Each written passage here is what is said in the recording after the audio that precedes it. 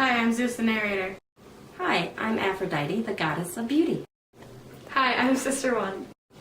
Hi, I'm Sister 2. Hi, I'm Psyche, a beautiful human. Hi, I'm Cupid, son of Aphrodite and god of love. Hi, I'm Apollo, god of the sun. Welcome to Mount Olympus. My name is Zeus, and I'm going to be your host today. As top god here, I can assure you that we gods are very, very powerful, but we also got our shares of quirks. Some of us can be very silly, angry, even downright jealous of you humans. Not me. No human could ever be as beautiful and popular as I am, and if anyone ever tried, they'd be in big trouble. See what I mean? Now today, I want to tell you the story of a young woman named Psyche, who had the sad luck to be more beautiful. What? Sorry, I meant almost as beautiful as Aphrodite here. It's a story with lots of twists and turns, so stick close with me. When Psyche was born, her parents couldn't believe what cute baby she was. Later on, she grew up. Everyone admired Psyche's amazing beauty. Everyone, that is, except her sisters. What's she got that I haven't got? Why should so many men have crushes on her, but clearly I'm more sophisticated and elegant? And what about me? I don't deserve to be in the shadow of her little sister either. What makes her think she's so great? But Psyche didn't have the swelled head from all the attention. When suitors came from all over Greece to ask her to marry them, she could hardly be bothered. Do these guys always have to follow me wherever I go? I can't even go down to the well and get followed by 10 of them. I wish they'd go away. Aphrodite couldn't have agreed more with Psyche's wish. She knew that the men following Psyche around had forgotten about her need for worship. If there's one thing I can't stand, it's a human who's competing with the gods. Where's that son of mine? Right here, Mom, and may I say, you look stunning today. Well, don't try to butter me up. I've got a job for you. Shoot one of your little magic arrows into Psyche and make her fall in love with a tree or a rock or a skunk. That will teach her a lesson. Anything you say. I'll be back in 2 shakes of a Pegasus tail. But when the winged archer flew to Psyche's home and got a better look at her, he had to change of heart.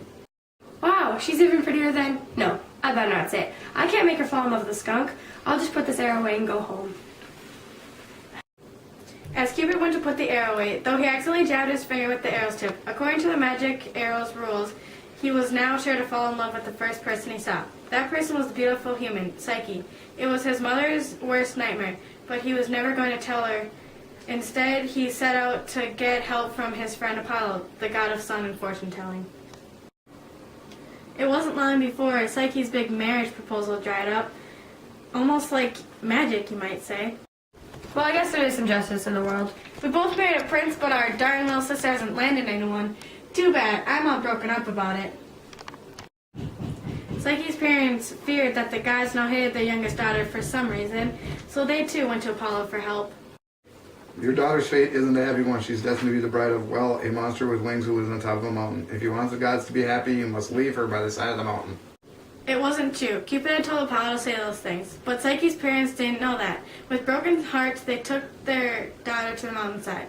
As night fell, Psyche fought hard to keep her guard up, but the dark and the cold were more than she could stand. A deep sleep fell upon her. As she slept, a gentle wind magically picked her up and carried her to a hidden valley. When she woke up, she found herself on the steps of a huge golden mansion. Where am I? Hello? Anyone home? Could someone tell me whose house this is? This is your house, Psyche, and I'm the husband the gods have chosen for you. I love you, Psyche. You're the monster. Well, actually, I'm pretty okay looking, and I'm not a monster. Then come out. Let me see you. No, I want you to love me for who I am, not what I look like or what my family is. I'll come visit you at night when the house is dark. If you try to see me, all this will be ruined, and we'll have to go our separate ways.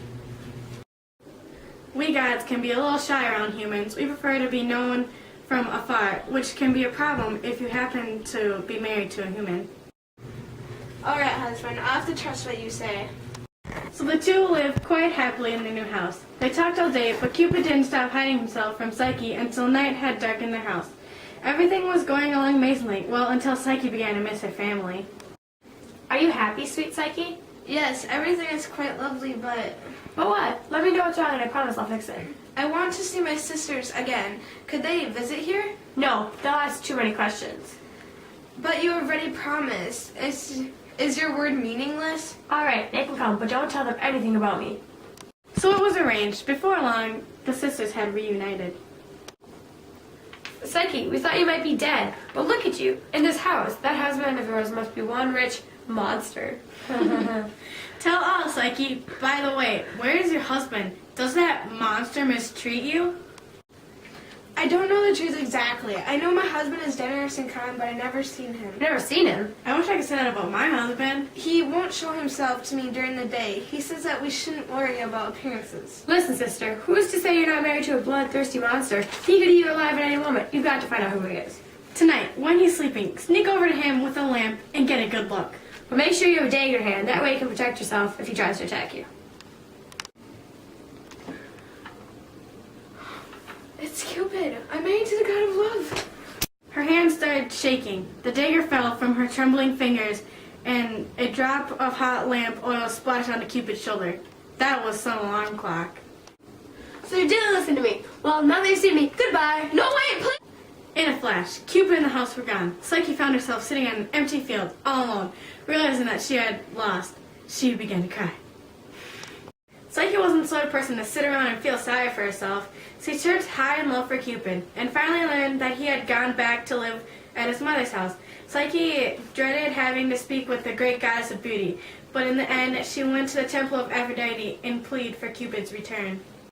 Well, look who it is. Don't you think you've caused enough trouble already? Please, guys, tell me where I can find my husband. I've got him locked up safe and sound so he can recover from that nasty burn you gave him. You're not good enough to be my son's bride anyway. Please, don't talk to me like that. Are you willing to take a few tests to see if you deserve him? Yes, yes. Fine. Here's the first test. Aphrodite picked up 3 huge bags, each filled with different kind of grain, and dumped them out on the ground. Now pick up each piece of grain and put it back in the bag it came from and have all the grains picked up by sundown. Now got it? Ha ha ha. Oh no, I'll never be able to get all that done. I'll never get Cupid back. Just then, a little ant heard Psyche's cry. Come on, fellow ants. Let's pitch in and help this poor creature. The ants swam over the pile of grain. Little by little, grain by grain, they filled up the sacks. By sunset, the job was finished, much to Psyche's joy and Aphrodite's disgust. So you did okay on the easy test? There's more? Well, of course. See way over there those lovely gold-colored sheep? I want you to collect some of their pure gold wool and bring it back to me. Just don't get too badly gored by their wicked horns while you're out there. Psyche set out at once, towards the sheep's meadow. Scissors in her hand, she was just about to chase after the little lamb to give it a haircut, when she heard a voice.